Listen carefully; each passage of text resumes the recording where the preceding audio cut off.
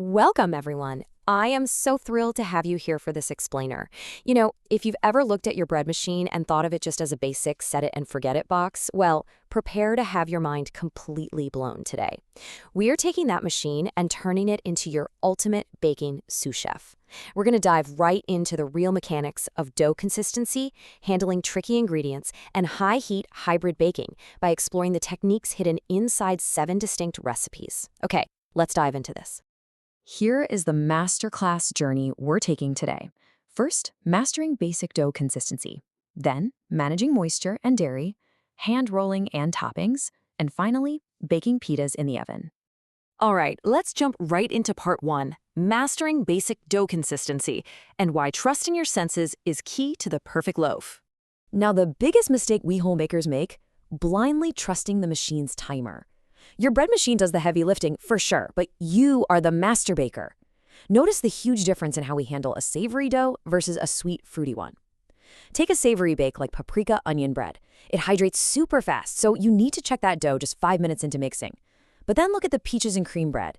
It is absolutely loaded with wet, heavy ingredients. Think chopped peaches, heavy cream, and rolled oats. Because of all that extra weight and moisture, you really need to give it a full 10 to 15 minutes of kneading before you even think about checking it. So what exactly are we looking for when we pop that lid open? Well, as the peaches and cream recipe perfectly describes it, the dough must have turned into a smooth, soft, yet not too sticky ball. This visual and tactile test is literally your best defense against baking a dense, brick-like loaf. If it looks jagged or shaggy, it desperately needs moisture. But if it's pooling at the bottom and clinging to the walls like glue, it is way too wet and your loaf is probably going to collapse.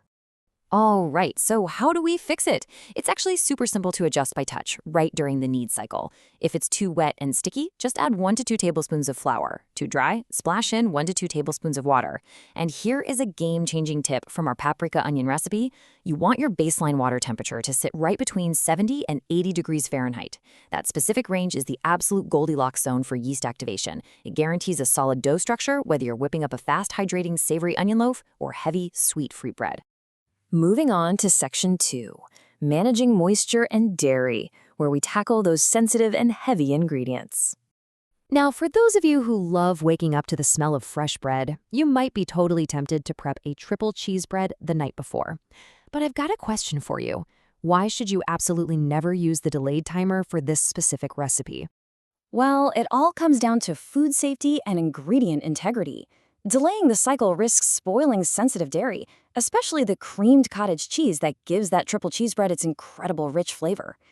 When you're dealing with heavy, wet dairy, convenience just has to take a back seat. You've got to bake this one live. So the real trick is managing all that dairy once the machine gets going. Cheese throws in a completely unpredictable amount of fat and moisture, so your timing is everything here. You want to wait for your machine's add-in beep or hold off into the final 5 minutes of kneading to drop in your delicate cheese or fruit mix-ins. Otherwise, they'll overmix and turn into grease or just total mush. Keep a close eye on the dough, too. Cheese can make it feel remarkably gritty before it's fully integrated, or overly moist once it starts melting. You might literally need to adjust your flour on the fly. Oh, and pro tip, always bake cheese breads on a light crust setting so you don't burn those extra dairy sugars. This level of precision is just as important when dealing with wet or acidic dairy, like the sour cream or yogurt we use in our sweet raspberry cream bread. When you're layering ingredients for a sweet, tart loaf like this, you're juggling raspberry extract, pie filling, and yogurt all at once. The golden rule: strict isolation. You must follow your machine's exact wet-to-dry order, or intentionally sprinkle your dry yeast right on top of the flour. Keep it as far away from that acidic yogurt and wet raspberry stuff as possible. If they interact too early, your yeast activation will just completely stall out. All right, let's roll into section 3, hand rolling and toppings. This is where we take the dough out of the machine for artisanal shapes. Now we're graduating to using the machine strictly as our dough prep station. Let's talk about the peanut butter and jelly streusel bread. This recipe is split into 2 really distinct phases. First up, the dough base, which uses milk, an egg, creamy peanut butter, and bread flour. You just toss all that into the machine on the dough cycle, and while the machine does the hard work of kneading and handling that first rise, you can whip up the streusel mix: some sugar, butter, flour, and finely chopped peanuts. Once that machine cycle beeps done, it's your turn. Grab a rolling pin and roll that beautifully elastic peanut butter dough into a 15 by 10 inch rectangle. Next, brush the whole thing with melted butter. Think of it as delicious edible glue, and evenly sprinkle that sweet peanut streusel mix right over the surface. Then comes the fun part. Roll it up tightly from the long side and pinch the edges shut. This traps all those rich, sweet flavors inside before you slice it up into 1.5-inch pieces. From there, we shift over to the conventional oven. Let those sliced pieces rise until they've literally doubled in size. This is absolutely crucial for a light, airy crumb. Finally, pop them in the oven at 350 degrees Fahrenheit for about 25 to 30 minutes. You're looking for this gorgeous golden brown finish. Serve them warm with a little jelly, and wow, it's just an unbelievable transformation from a standard machine dough. And that brings us to Section 4, baking pitas in the oven. We are mastering high-heat hybrid baking.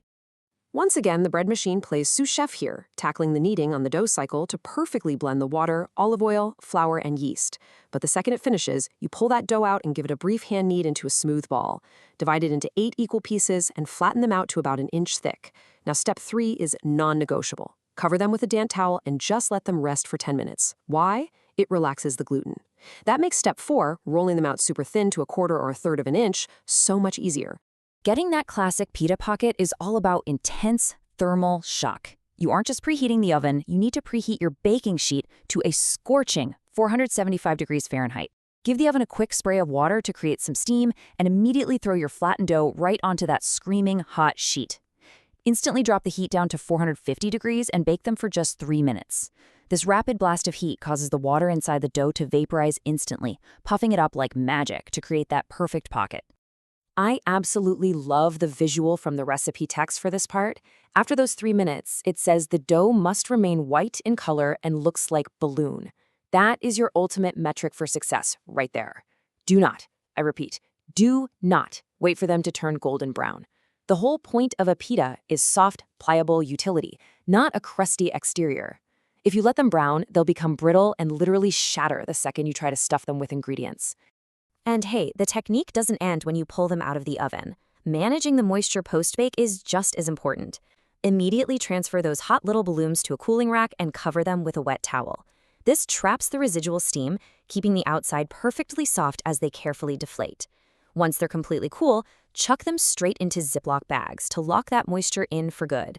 If you've nailed these temperatures and moisture cues, when you cut them open the next day, the sides will separate effortlessly. We've covered a ton of ground in this explainer today, from checking hydration levels at that crucial 5-minute mark, to protecting your delicate dairy, all the way to pulling 475-degree pita balloons out of the oven. Your bread machine is an incredibly powerful tool, but it truly shines when you pair it with your own sensory intuition. So I want to leave you with a thought to ponder. If your machine is only acting as a sous chef doing the heavy kneading, what artisanal creation will your own hands shape next? Thank you so much for joining me today. Now get into the kitchen, trust your hands, and happy baking.